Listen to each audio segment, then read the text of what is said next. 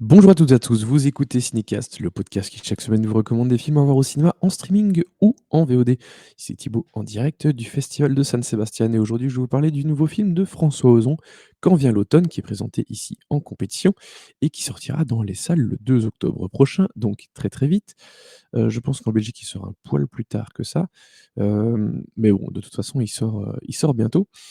Nouveau film de François Ozon, je le disais, avec Hélène Vincent, Josiane Balasco et Ludivine Sagné dans les rôles principaux. Mais de quoi parle le film? Il est question de Michel, une grand-mère bien sous tout rapport qui vit de sa retraite paisible, qui vit sa retraite paisible dans un petit village de Bourgogne, pas loin de sa meilleure amie Marie-Claude. À la Toussaint, sa fille Valérie vient lui rendre visite et déposer son fils Lucas pour la première semaine, pour la semaine de vacances, mais rien ne se passe comme prévu. Et puis ça va engendrer toutes sortes d'histoires. On en discute un peu plus longuement après un extrait de la bande annonce. Ce serait bien si tu me faisais une donation de ton vivant, pour éviter de payer trop d'impôts quand tu seras morte. Je t'ai déjà laissé mon appartement de Paris. Mais alors? C'est horrible à dire, mais avec nos gosses, on a tout raté.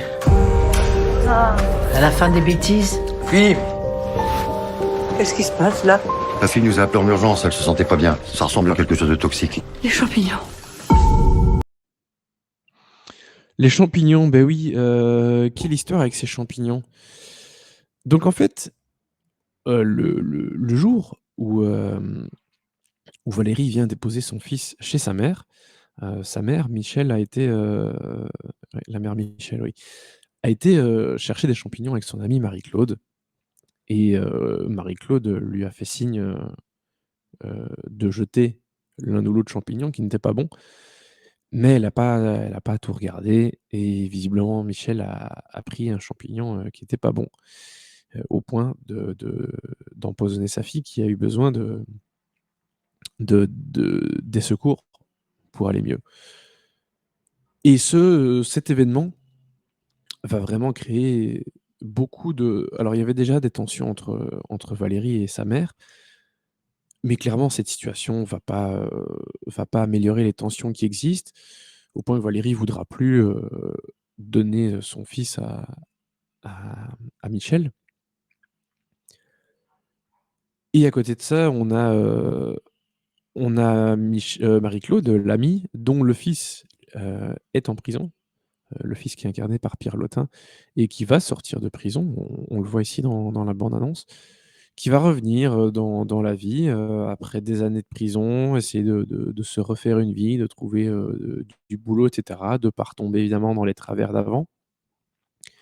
Et donc globalement, le film raconte l'histoire de ces personnages. Hem 2 histoires, même si évidemment l'histoire centrale, c'est celle de Michel, de Valérie, de son petit-fils et puis l'histoire aussi, donc en parallèle de Marie-Claude et de son fils qui lui, va donner un coup de main notamment à Michel. 2 histoires de mères qui, d'ailleurs on l'entend le dire, enfin on les entend le dire dans la bande annonce, «Nous avec nos enfants, on a tout raté».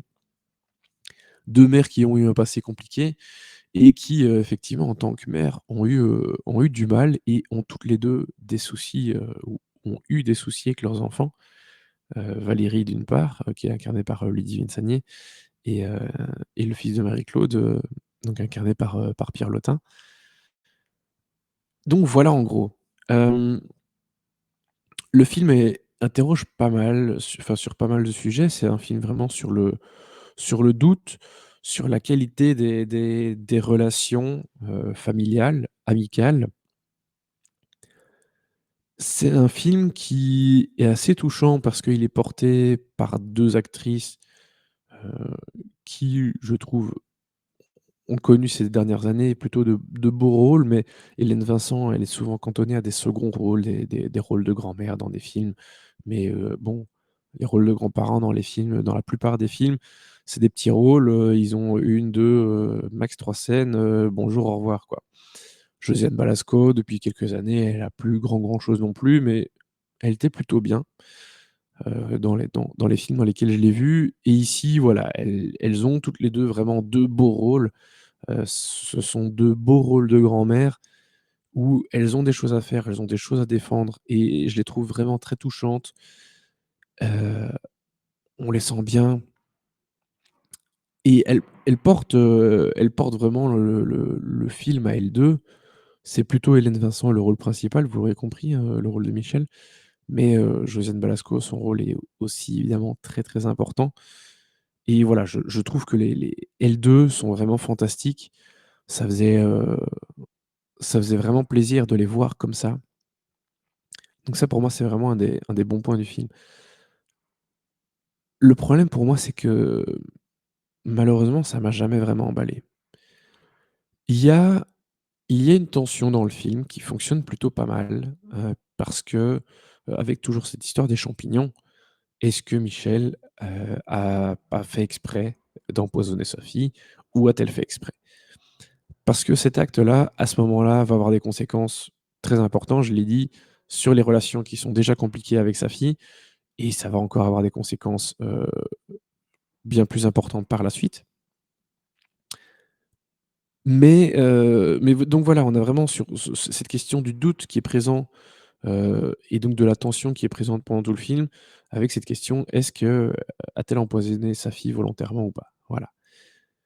Mais malheureusement, même s'il y a cette question, qui est en suspens à peu près, pendant tout le film, au-delà de ça, alors il se passe des choses, hein, j'ai dit le fils de Marie-Claude qui revient, qui va donner des coups de main, qui essaie de trouver sa place, dans la vie et cetera. Hem, M Michel qui va devoir faire face à d'autres problèmes dans sa vie, d'autres drames, donc voilà, il y a les personnages ont chaque fois des histoires, ça avance, mais malheureusement, c'est pas très, très emballant et c en fait, le film peut laisser l'impression qu'il est pas mal, uniquement à cause de ces questions qui sont laissées en suspens, je trouve. Parce qu'au-delà de ça, vraiment, c'est jamais très, très emballant. Ça donne vraiment l'impression de voir un Ozon assez mineur, limite un téléfilm. J'exagère peut-être un petit peu, mais heu, vraiment il se passe limite enfin, j'allais dire pas grand-chose, mais pas grand-chose de vraiment très intéressant et emballant. Parce que voilà, vraiment et alors j'ai raconté cet événement, cet élément des champignons, mais il y a d'autres choses où, il y a d'autres questions un petit peu laissées en suspens. Heu, est-ce que les événements sont passés d'une façon ou de telle autre façon? Et c'est ça à la limite qui peut, vraiment, laisser un sentiment de: «Ah!»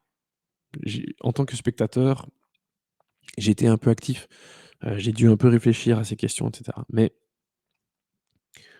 malheureusement, je trouve qu'avoir ces questions et ces réponses parfois,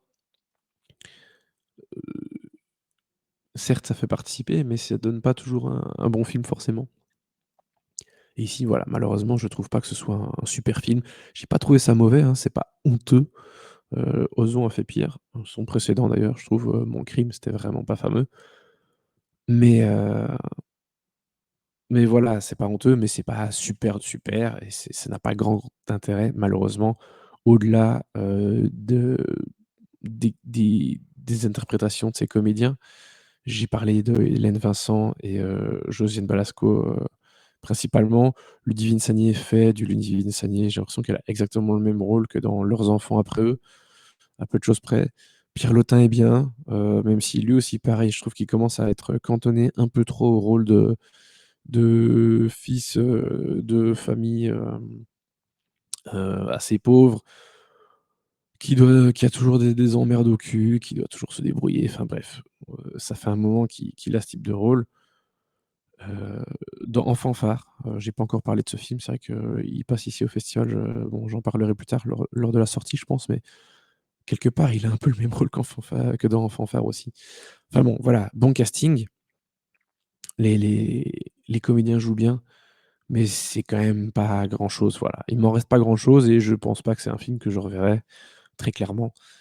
C'est malheureusement trop anecdotique et pas assez réussi à mon goût, et même si c'est pas déplaisant, c'est pour ça que enfin, et comme c'est pas si déplaisant, c'est pour ça que je vais donner 2 étoiles, mais voilà, pour moi, c'est bien payé 2 étoiles pour Quand vient l'automne, qui sort donc, je l'ai dit, le 2 octobre prochain dans les salles françaises. Il faut que je vérifie la date de sortie, belge, c'est un poil plus tard, mais voilà, c'est aussi, très bientôt. Sur ce, je vous dis merci pour vos nombreuses écoutes, commentaires, par rapport aux films qui sortent ici pendant, enfin qui passent au Festival de San Sebastian. N'hésitez pas à nous écouter sur les plateformes de podcast de votre choix et à nous suivre sur les réseaux sociaux avec le handle @cinecastbe. À très bientôt. Ciao, ciao.